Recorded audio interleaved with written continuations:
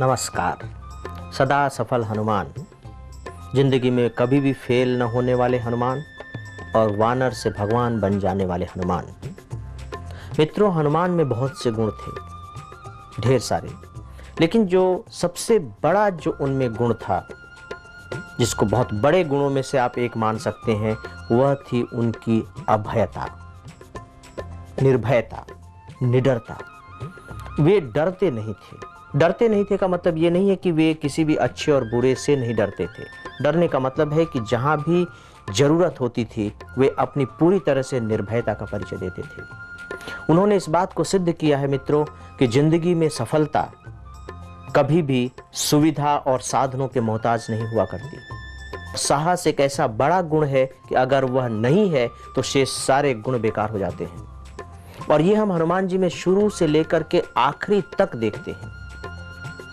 आप देखिए कि जैसे ही वो सीता जी का पता लगाने के लिए लंका के लिए प्रस्थान करते हैं, उसी समय तुलसीदास जी ने लिखा है, शैल विशाल देख एक आगे, तापर धाई चढ़े भय त्यागे।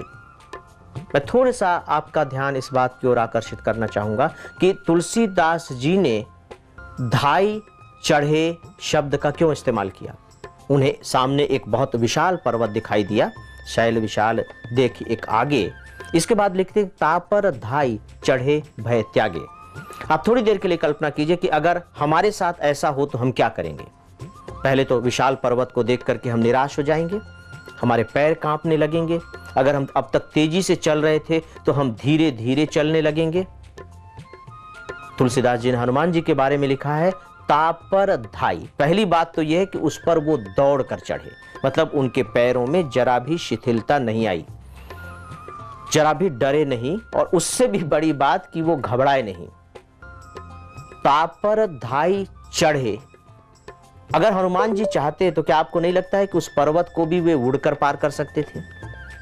और अगर वो उड़कर पार करते तो उनके लिए ये बाधा बनती ही नहीं। लेकिन नहीं, उनके अंदर जो साहस है, जो निर्भयता है, वह उन्हें हमेशा अपने आप में जोखिम में डालने के लिए प्रेरित करती है। मित्रों, हम में से ज्यादातर लोग जोखिम से बचना चाहते हैं, क्योंकि जोखिम से घबराते हैं और लगता है कि ये जोखिम हमारी जिंदगी के लिए बेहतर नहीं है। लेकिन हनुमान जी इसके ठीक उलट इस बात को सिद्ध करते हैं कि जोखिम से जिंदगी ज्यादा अर्थपूर्ण, और सच पूछिए तो जिंदगी ज्यादा खूबसूरत बन जाती है। इसीलिए उन्होंने यहां फैसला किया होगा कि मैं इसे उड़कर पार नहीं करूंगा, इस पर चढ़ूंगा। और इसके बाद तुलसीदास जी लिखते हैं, भय त्यागे। ऐसा नहीं कि वो डर डर कर चढ़े, घबरा घबरा कर चढ़े, या इस आशंका से चढ़े कि पता नहीं क्या होगा।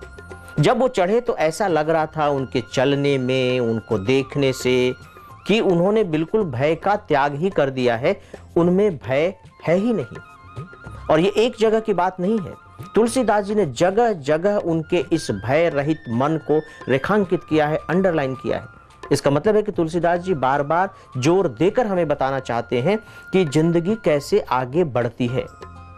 रावण के दरबार में हनुमान जी खड़े हैं और रावण देख करके भौचक्क रह जाता है हनुमान जी को, क्योंकि इसीलिए वो कहता भी कि रे सठ, मैं तुम्हें इस तरह से देख रहा हूं जैसे कि तुम्हें कोई भय ही ना हो।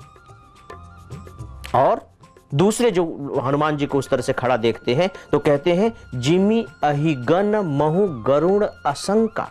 मतलब हनुमान जी ऐसे खड़े हैं और रावण के दरबार में, उस रावण के दरबार में जहां तीनों लोक के एक से एक बड़े वीर और देवता हाथ बांधकर दास के रूप में खड़े हैं, रावण से भयभीत होकर।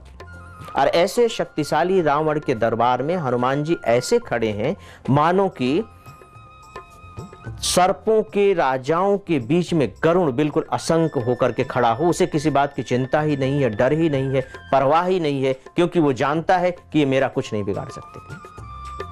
मित्रों, मुझे लगता है कि सबसे बड़ा गुण होता है अभयता। कल्पना करके देखिए कि अभय कौन हो पाएगा। अभय होने के लिए कितने गुणों की जरूरत होगी।